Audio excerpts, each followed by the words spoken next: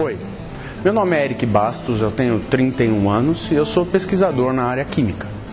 E eu vou te apresentar um pouco do que é a química e quais foram os motivos que me levaram a me tornar pesquisador. A área química era uma coisa um pouco nebulosa, mas eu achava que entender a estrutura da matéria e a relação da matéria com luz, com as coisas, com o meio, as suas transformações seria uma coisa muito interessante. Eu entrei num curso de química noturno e nessa época eu comecei a trabalhar dando aula. Primeiro eu dava aula em supletivo e depois eu fui dar aula em colégios e no final eu estava dando aula em cursinhos. Basicamente 40 aulas por semana e fazendo o curso de química noturno.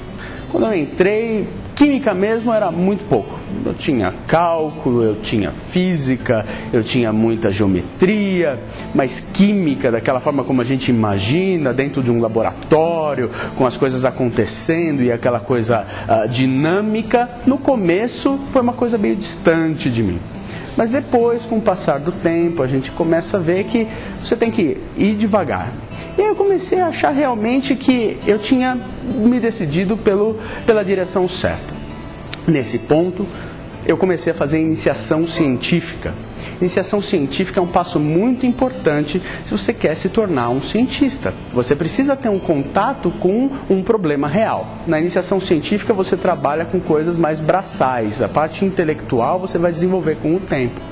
Quando eu me interessei por ciência, eu falei, o que eu preciso fazer para me tornar cientista? A primeira coisa é estudar, é aprender, é ir além da graduação, é ir além do que todo mundo faz. E você precisa ir além não só fisicamente, você precisa tentar ir além intelectualmente. Você precisa passar a dedicar a sua vida a estudar algum problema. O meu mestrado durou 2 anos e meio. Quando acabou a minha dissertação, quando eu terminei e defendi, eu decidi que eu ia continuar. Então eu iniciei o meu doutorado. Meu doutorado foi um tipo de doutorado chamado doutorado sanduíche. O que é isso? Você faz uma parte no Brasil e uma parte no exterior. Então eu comecei a trabalhar com reações que geram luz, como aqueles light sticks que você quebra nas festas, nos jogos de futebol e nos shows, que você quebra, dá aquela luz é fria, aquilo é resultado de uma reação química. Quando eu voltei para o Brasil, eu defendi o meu doutorado. Após a defesa, eu iniciei o meu pós-doutoramento. Eu sou professor universitário há 1 ano, eu tenho um laboratório, eu tenho alunos de doutorado e o ponto da minha pesquisa é trabalhar com flores. Essa é a beleza da ciência. Você tem que resolver um problema, mas tem que te trazer prazer. Você tem que ter o prazer, você tem que ver a maravilha da ciência enquanto você está fazendo. A partir do momento que você se torna químico, você não precisa fazer o que eu fiz. Eu escolhi uma das possibilidades que você tem dentro da área química. A área química tem uma série de atribuições. Basicamente, se a gente vai falar de forma bem geral, você tem 2 caminhos principais. Você pode seguir o caminho acadêmico ou você pode seguir o caminho para a indústria. Os 2 têm as suas vantagens. Os 2 têm a sua beleza.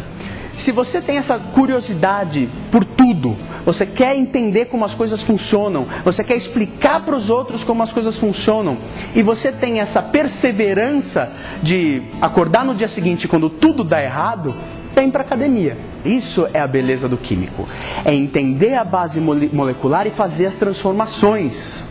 Então escolha o seu caminho, vá com calma e olhe todas as opções. Existem muitas variedades dentro da química. Bom, eu fiz a minha graduação na Universidade Mackenzie. E a Universidade Mackenzie, nos meus primeiros anos, foi uma parte muito feliz da minha vida. Com o passar do tempo e tendo contato com os professores e a complexidade aumentando, eu fui recebendo toda a base necessária para tomar as decisões que eu tomei na minha vida.